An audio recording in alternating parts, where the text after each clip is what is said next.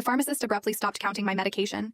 Looking up with a bewildered expression, imagine walking into a pharmacy, feeling perfectly fine, and being told you've been dead for 6 months. That's exactly what happened to me, and it plunged me into a nightmare that would shatter everything I thought I knew about my own life. It was a day that started like any other, but quickly became the most terrifying experience of my existence.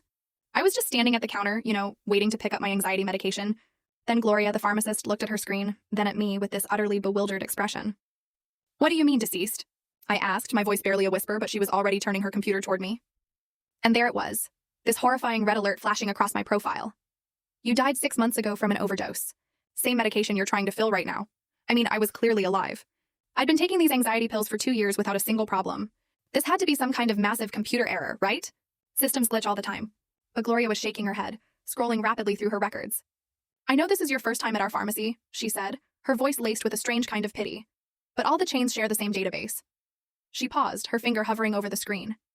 "Cedric Sullivan, with your social security number and birth date, is marked deceased as of April 12th.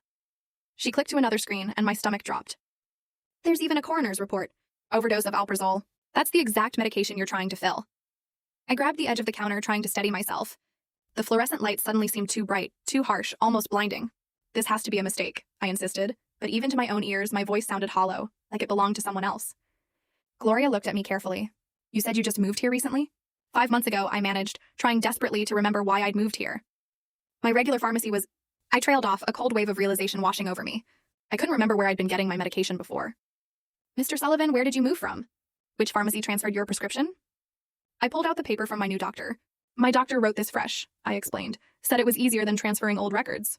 Gloria examined it. "Did you tell him about your medication history? Your previous dosage?" I nodded, but again, I couldn't recall the actual conversation. All I knew was that I'd been taking the same pills for anxiety for a long time.